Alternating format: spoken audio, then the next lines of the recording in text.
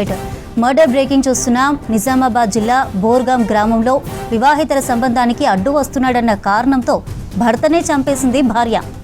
ప్రియుడు దిలీప్తో కలిసి భర్తకు నిద్రమాత్రలు ఇచ్చి పడుకున్నాక ఊపిరాడకుండా చేసి చంపేసింది భార్య సౌమ్య. హత్య చేసిన తర్వాత భర్తకు హార్ట్అటాక్ వచ్చిందని నమ్మించింది. వెంటనే అంత్యక్రియలు చేసింది. అయితే మృతుడు రమేష్ తమ్ముడికి అనుమానం వచ్చి పోలీస్ కేసు పెట్టగా అసలు విషయం బయటపడింది. భార్య సౌమ్యతో పాటు 6గురిని అరెస్ట్ చేసి రిమాండ్కు పంపారు పోలీసులు. ఈ కేసులో మహిళతో సహా 6గురిని అరెస్ట్ చేయడం జరిగింది.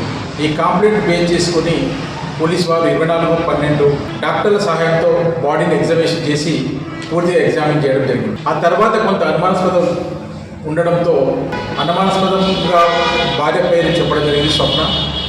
దాంట్లో ఆమెను ప్రియుడు అయినటువంటి రమేష్ను కూడా ఇద్దరిని కూడా అదుపులోనికి తీసుకోవడం జరిగింది. అదుపులోనికి తీసుకుని విచారించినప్పుడు కొన్ని వాస్తవాలు వెలుగులోనికి వచ్చాయి. స్వప్న తర్వాత దిలీప్ ఇద్దరు కూడా చాలా రోజులుగా ఒక సావాసం చేస్తూ ఉన్నారు. సౌమ్య మరియు దిలీప్ ఇద్దరు కూడా సావాసం చేస్తూ ఉన్నారు. వీరిద్దరు కూడా కాకతీయ ఒలింపిక్ స్కూల్లో పనిచేస్తున్నప్పుడు పరిచయం ఏర్పడింది. ఆ పరిచయం కాస్త వాళ్ళకి దగ్గరి సంబంధాలు ఏర్పడాయి. దాంతో ఏ విధంగా ఈ సౌమ్య తన భర్తను ఏ విధంగా దూరం చేయాలనే ఉద్దేశంతో ఆయన వేధిస్తున్నాడని తరచుగా తనకి దిలీప్ చెప్పడం జరిగింది. ఆ దిలీప్ అలా బ్రదర్ అభిషేక్ ఈ విషయం చెప్పడం జరిగింది.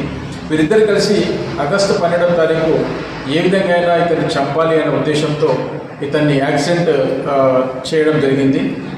దాంట్లో ఇతను ఎస్కేప్ చేయడం జరిగింది. ఇతనికి ఒక హ్యాండ్ ఫ్రాక్చర్ జరిగింది. దాని తర్వాత ఇతనికి అన్నోన్ వెహికల్ అని చెప్పి కంప్లైంట్ చేయడం ద్వారా ఆ కేసును రిజిస్టర్ చేసి ఇన్వెస్టిగేషన్ చేస్తుంది.